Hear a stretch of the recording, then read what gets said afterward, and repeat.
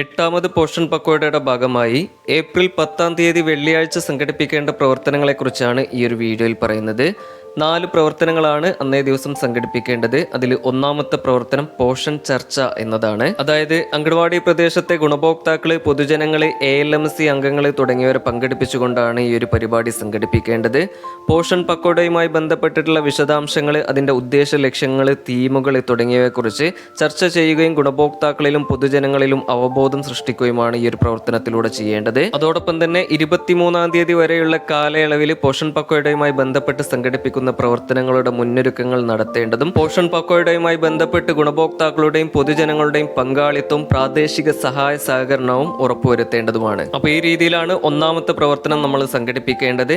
ഇത് ജനന്തോളം ഡാഷ്ബോർഡിൽ mother and child nutrition എന്ന തീമിൽ portion പേ ചർച്ച എന്ന ആക്ടിവിറ്റിയിലാണ് രേഖപ്പെടുത്തേണ്ടത്. അന്നേ ദിവസത്തെ രണ്ടാമത്തെ പ്രവർത്തനം പോഷണ മേള എന്നതാണ്. അതായത് പോഷൺ പക്കോടയുമായി ബന്ധപ്പെട്ടിട്ടുള്ള വിശദാംശങ്ങൾ, അതിൻ്റെ ഉദ്ദേശ ലക്ഷ്യങ്ങൾ, തീമുകൾ, പ്രവർത്തനങ്ങൾ തുടങ്ങിയവയുടെ ചാർട്ടുകൾ, പോസ്റ്ററുകൾ തുടങ്ങിയവ ഈ ഒരു മേളയിൽ പ്രദർശിപ്പിക്കാവുന്നതാണ്. അതോടൊപ്പം തന്നെ പോഷകാഹാര പ്രദർശനവും പോഷക മൂല്യമുള്ള ഭക്ഷ്യവസ്തുക്കളുടെ പ്രദർശനവും ചെയ്യാവുന്നതാണ്. കൂടാതെ ഗർഭിണികൾ, പാലൂട്ടുന്ന അമ്മമാര്, കുട്ടികൾ, കൗമാരക്കാര് തുടങ്ങിയവരുടെ ആരോഗ്യവും പോഷണവുമായി ബന്ധപ്പെട്ട ചാർട്ടുകൾ, പോസ്റ്ററുകൾ, മറ്റു വിശദാംശങ്ങൾ തുടങ്ങിയവ ഈ ഒരു മേളയിൽ പ്രദർശിപ്പിക്കാവുന്നതാണ്. അപ്പോൾ ഈ രീതിയിലാണ് രണ്ടാമത്തെ പ്രവർത്തനം നമ്മൾ അങ്കണവാടി തലത്തിൽ സംഘടിപ്പിക്കേണ്ടത്.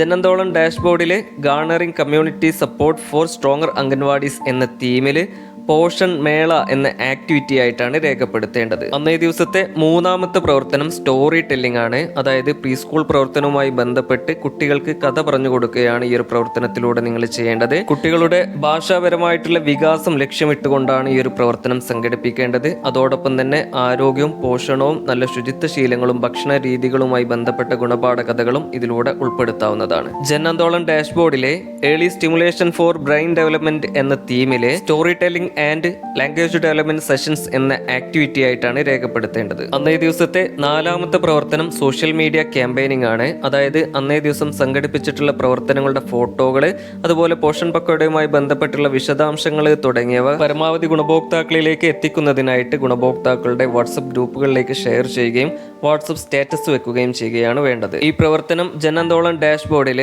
അതർ എന്ന തീമിൽ IEC ഡിസമിനേഷൻ എന്ന ആക്ടിവിറ്റി ആയിട്ടാണ് രേഖപ്പെടുത്തേണ്ടത്. അപ്പോൾ ഇത്രയും പ്രവർത്തനങ്ങളാണ് ഏപ്രിൽ 10-ാം തീയതി വെള്ളിയാഴ്ച നമ്മുടെ അങ്കണവാടി തലത്തിൽ പോഷൻ പക്കോടയുമായി ബന്ധപ്പെട്ട് സംഘടിപ്പിക്കേണ്ടത്. ഓരോ ദിവസവും സംഘടിപ്പിക്കുന്ന മുഴുവൻ പ്രവർത്തനങ്ങളുടെയും വിവരങ്ങൾ അതാത് ദിവസങ്ങളിൽ തന്നെ ജനന്തോളം ഡാഷ്ബോർഡിൽ രേഖപ്പെടുത്താൻ പ്രത്യേകം ശ്രദ്ധിക്കുക.